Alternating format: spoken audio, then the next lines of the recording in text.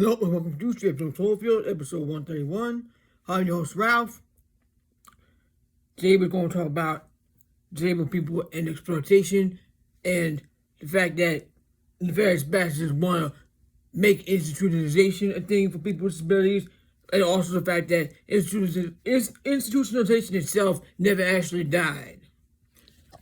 And I'd like to also let you know that the timber industry needs to be boycotted. You buy used wooden furniture, it's made better, because the timber industry is being paid to murder barred owls because they claim to be an invasive species, as if humanity ain't. Leave the fucking owls alone. As you see behind me, there's a picture of a barred owl in memory of Aries, an owl that we knew at Five Rivers, who loved my partner's late husband.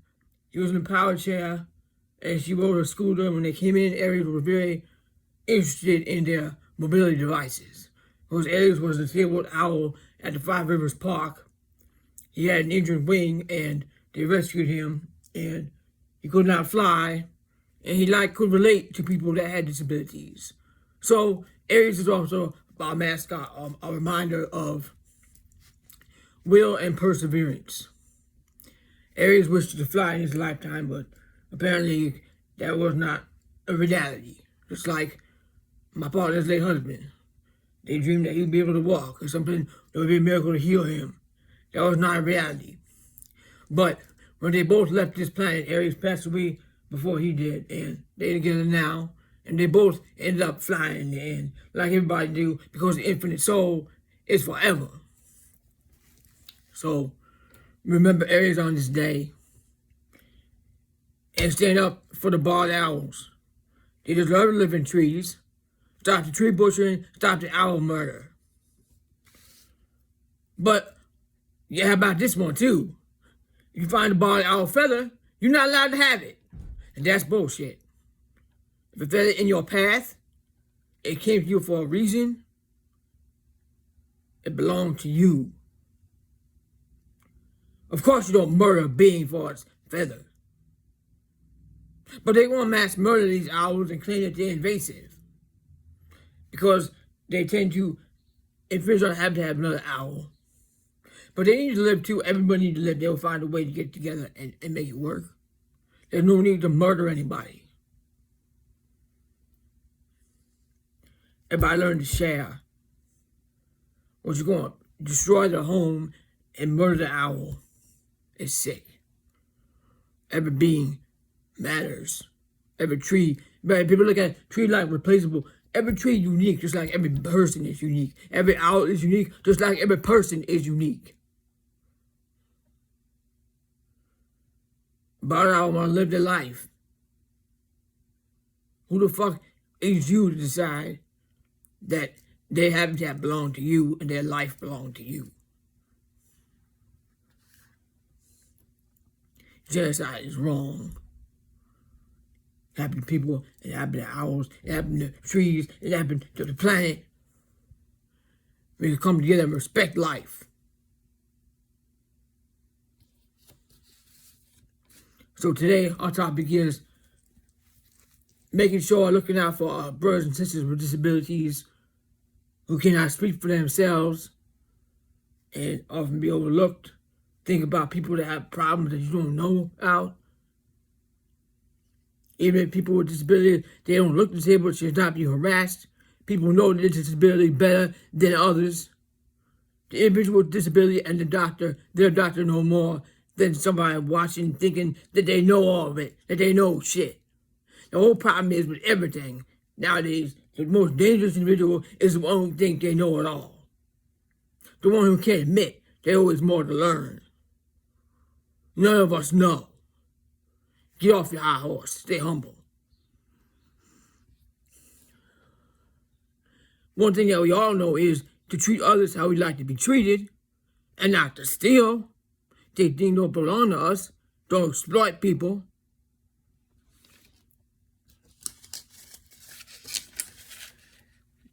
I was watching the news the other day.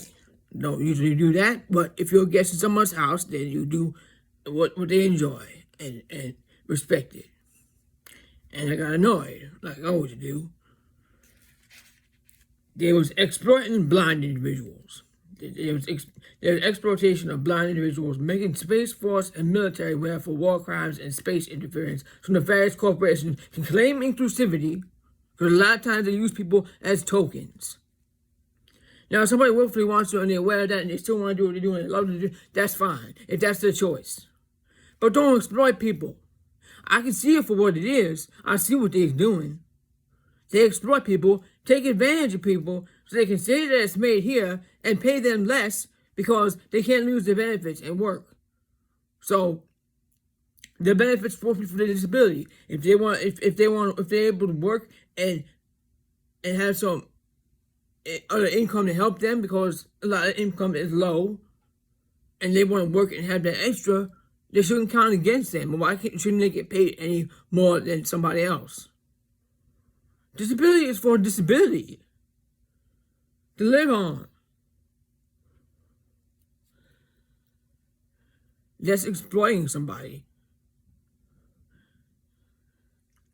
Because if they lose that, they have no income. If they can't work, and there's a really bad problem, and you know how hard it is to get back on.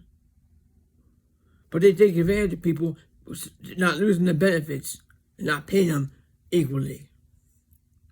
It's taking advantage of people.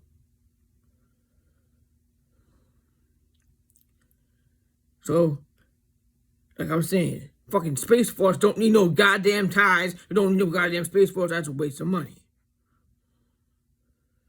We don't need fucking military wear for order followers that commit war crimes.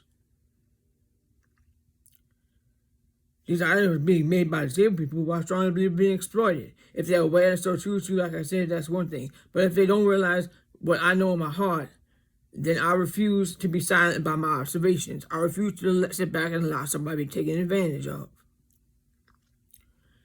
Number one, companies don't have, like I said, companies don't have to give full pay because they depend on benefits. This is taking advantage of the efforts of individuals with disabilities. The nefarious bastards are looking into the institutionalization of individuals with disabilities so they can decide who will do what and what they're capable of, taking that free will choice away from individuals with disabilities.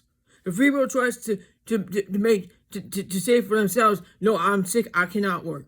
No, I would like why can't I do what I enjoy doing and what I choose to do?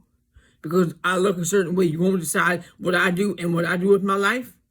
That's bullshit. That's control. That's claiming ownership of another being. That's a violation of natural law.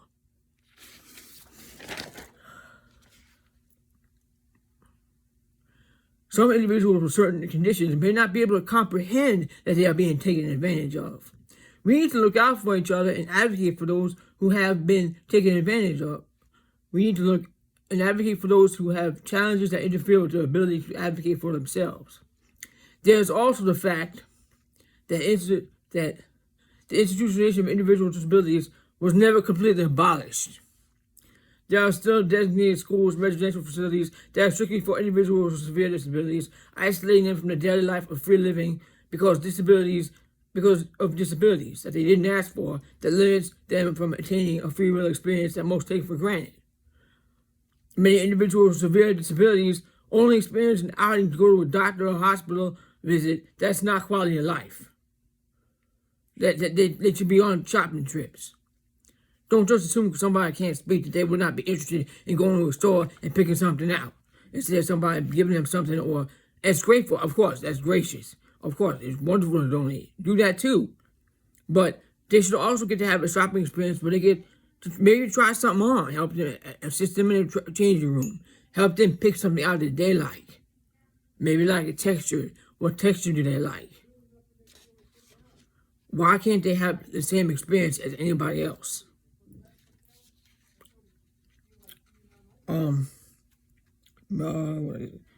Their basic needs are met. But their enjoyment and free time to do and explore what interests them so they can forget about the daily struggles for only but a moment is often overlooked. Staffing shortages and overworked staff also makes the life of the disability disabled more difficult, and it shouldn't be that way. people also need to be mindful about not babying residents as well as befriending them, especially if they're not planning to work with a resident in the long term. Because we saw something like that. There was a video the other day of a man that was very upset because he had somebody that worked for him and acted like a friend and got to know him, and then they decided that they was going to move on with their life and not no longer do that. I mean, don't like a friend situation, because some people don't understand that. They think that you guys are, and then they're like, where'd you go? And then people assume that if somebody can't talk or somebody have some kind of disability, that they don't have that attachment, like, well, where'd you go? You know, I was, and they may not understand, they can't comprehend or understand. I mean, you're not, it's not, I'm not saying that you have to force to be worked and be chained, but just don't make it like a friendship if you're not planning to be there when they need you, you know? And I know that pay is not fair. I mean, my partner took care of her husband, and she also disabled, and it was hard for her, so they had some aides to help cleaning, and the really great aides was not paid enough, and they didn't stay very long, and that was hard. You know, plus you get to know somebody. There's also people that, and it's not fair that all aides get paid the same, and some aides steal from people, some aides don't do what they're supposed to be doing, and they get paid the same as somebody who's doing everything that they should be doing and being right. So, I mean, there's a lot of unfair things that make disabled lives harder than they already are. Nobody asking for a goddamn handout. And disabled people that depend on food stamps are worried. So which leads to the next thing I was going to talk about, which was food assistance. Food assistance cuts are inhumane. It is not right that children, veterans, the elderly, those who work and still struggle with finances will lose their SNAP benefits that they depend on. Who out of the vulnerable is always conveniently forgotten? The disabled community. They didn't ask to be born or become the way that they are, and they need assistance. They shouldn't be ashamed for needing extra help to live and survive. It is our duty to help them because the establishment doesn't care about them, and it never did. Have they ever designated living spaces to others? Think about it. Have they ever had designated living spaces that others would like to live? Because they always have like a designated living space, but it seems like the attitude of, glad I don't live there. Are they allowed to get married like anyone else without losing their lifeline? Think about that. Are they able to save money like anyone else in their name without losing their lifeline? Think about that. They are babied and controlled by a system that resents their needs, but feeds a genocidal war machine and ignorant fools that get annoyed thinking that they are getting handouts. Incorrect. Ignoramus scumbags who bitch about a hangnail and are too cowardly to handle disability themselves think that way. Someone has said they didn't think SNAP would be cut for the table. I researched that and I could not find if that was accurate or not. The way that it is, it sounds like everybody's going to get cut and everybody's going to be suffering, and it ain't right to scare people like that. Nobody should have to live in fear and uncertainty of losing their lifeline. I know they are also harassing disabled people who don't look disabled and enforcing work requirements for benefits. Leave them the fuck alone. They know their disability and their capabilities better than anyone. They also want the person to see their doctor to make determinations, a doctor that they choose. The individual and their personal doctor know better than a government-issued caring doctor that gets a bonus to cut someone's benefits off. They can fuck off. Taxpayer money funds genocide. Stop bullying people just trying to fucking survive. If y'all took care of one another and nobody took more than they needed,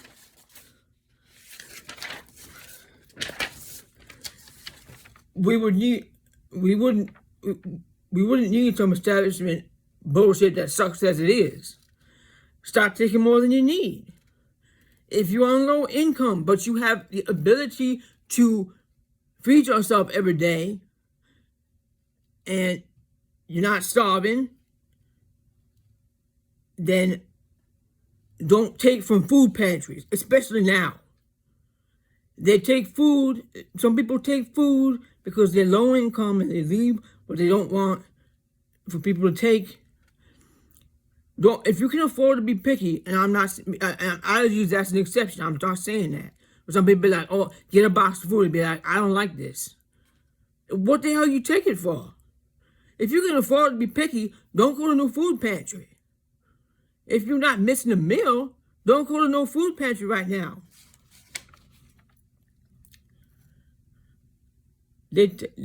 Food pantries are for the hungry, for those struggling with delays and denials to get approval, those that don't have enough to feed families or aren't getting enough of the benefits that they get to be able to have food for every meal, Food pantries are for those who can't afford to be, food pantries are vital for those who can't afford to be picky, so they don't go without. If you don't need it, don't take it, especially now when people are going to be stripped of a vital lifeline. Food pantries are specifically for people that are in a really bad situation and need food. If you can go and you have enough food, if you have not had to skip a meal, if you've not had to have the choice of medication or food, if you have enough food, then, and you can afford to be picky with the boxes you get, do not take that. That is for people who need it, especially now. And we need to stand up and help each other. Anybody that needs food, if you can afford to give them some, it's all of this.